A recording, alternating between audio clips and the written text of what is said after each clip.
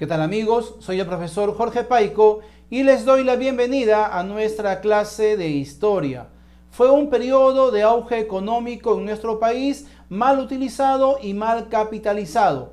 En esta clase conoceremos la era del guano o también llamada la prosperidad falaz. Vamos a comenzar a conocer las principales características de este periodo y por qué se le pone esta clasificación. Recuerda primero que el guano es el resultado de la mezcla del excremento de las aves con los minerales que se encuentran en las islas guaneras de Chincha. La mezcla de estos dos elementos da como resultado el guano, que tenía mucha demanda principalmente en Europa, porque estalla en Europa la revolución agrícola. Se comenzaron a utilizar maquinarias nuevas en los procesos agrícolas, masificando la agricultura, es decir, se comenzó a aumentar la cantidad de producción agrícola y para esto va a ser fundamental el guano. El guano utilizado como un fertilizante tenía mucha demanda en Europa y el Perú era el único poseedor del guano. Solamente guano con esas características se encontraba en las islas guaneras de Chincha. Ahora recuerda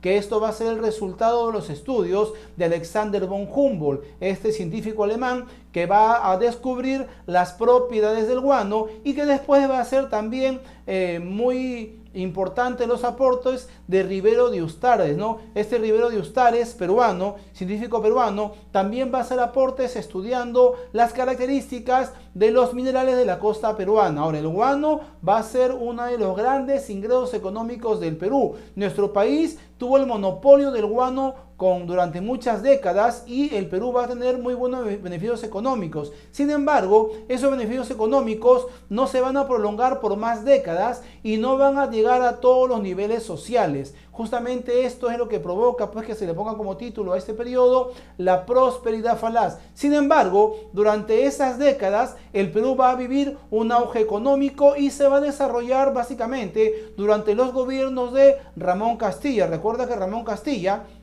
fue presidente del Perú en 4 oportunidades, 2 veces como presidente electo y 2 como presidente provisorio. Ramón Castilla gobernó al Perú en 4 ocasiones, 2 veces como presidente electo y 2 como presidente provisorio. Recuerda que el sistema de explotación que el Perú utilizó para la explotación del guano fue el sistema de consignación o arrendamiento, ¿no? El guano declarado patrimonio peruano porque llegó a representar un gran porcentaje del PBI, del Producto Bruto Interno. Entre 1840 y 1879, el propietario absoluto del guano peruano fue el Estado y llegó a representar el 69% de los ingresos nacionales. El guano llegó a representar el 69% de los ingresos nacionales y se explotó a través de este sistema llamado consignación o arrendamiento. El Estado peruano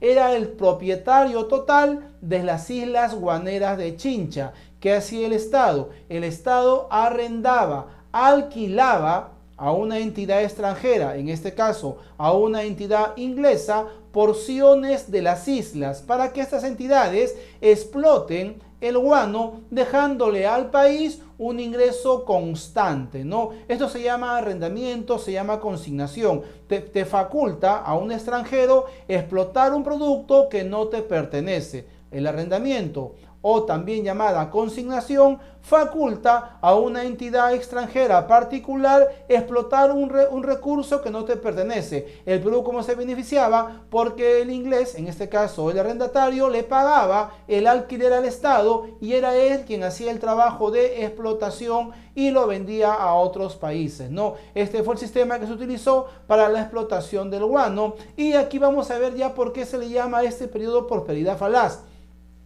Título que le pone el historiador peruano Jorge Basadre. Fue Jorge Basadre quien le pone a este periodo como título la prosperidad falaz, por varios motivos. Primero, los beneficios del guano no se van a prolongar por más décadas, ¿no? Durante estos 30 años de explotación, el Perú va a vivir un gran auge económico. Sin embargo, esta inversión no se hizo a futuro. Es decir, lo máximo o el principal objetivo que tenía en este periodo va a ser el desarrollo de las líneas férreas, no los ferrocarriles, pero se destinó un mayor presupuesto a la la ampliación de la burocracia nacional. Esto le jugó en contra al Perú porque se designó un mayor presupuesto a otro campo, descuidando de repente el campo principal, que era para el Perú el sector minero. Primero, se le pone prosperidad falaz porque los beneficios económicos no se van a prolongar por más décadas. Segundo, el dinero ganado por el guano no se van a beneficiar todos los niveles sociales. El guano o los beneficios del guano no alcanzó a todos los estratos económicos en nuestro país. Es decir,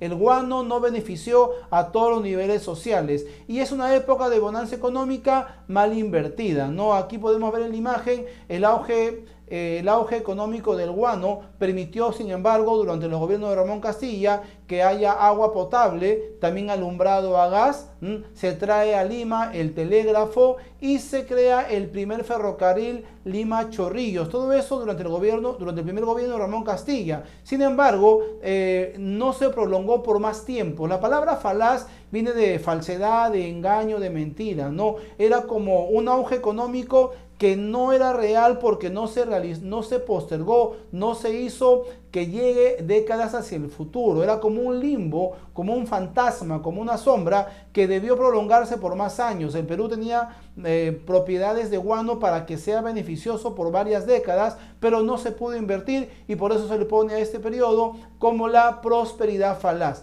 ¿Ok? Y es muy importante también recordar que en 1849 se inicia la migración asiática al Perú, básicamente la migración china. ¿Cómo llegan los chinos al Perú? Llegan justamente para trabajar en la explotación del guano. En el Perú habían dos manos de obra, la mano andina y la mano de obra negra, ¿no? Básicamente también habían dos industrias muy importantes, la minería y la agricultura.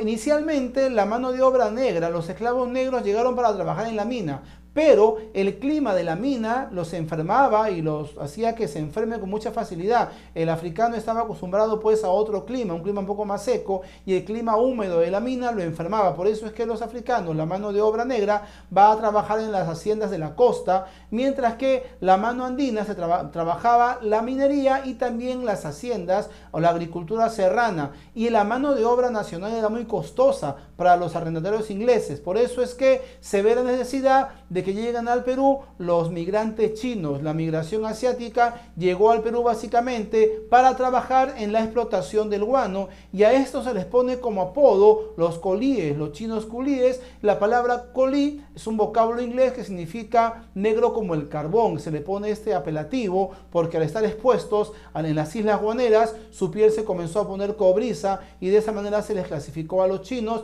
Llegaron a representar el 4% de la población nacional y también hay que decirlo, llegaron en condiciones prácticamente de esclavismo, ¿no? Muchos de ellos fueron engañados y fueron abusados por los patrones aquí en el Perú y van a también vivir una especie de esclavismo sometidos a los grandes representantes de las posesiones del guano. Por eso es que después, durante la Guerra del Pacífico, la población colí y la población china va a aprovechar este conflicto para liberarse, apoyando a las fuerzas chilenas. Y vamos a ver ahora lo que fue Ramón Castilla. Recuerda que Ramón Castilla va a ser reconocido como uno de los mejores presidentes del Perú porque hace varias obras durante su periodo que fue de auge económico. Nació en Tarapacá el 30 de agosto de 1797. Cuando él nace, Tarapacá todavía era posesión chilena, ¿no? Perdón, era posesión peruana. Él nace en Tarapacá cuando Tarapacá todavía era parte del Perú. Logró su ascenso en la política gracias a su carrera militar. Él logra ascender en la carrera política gracias a su participación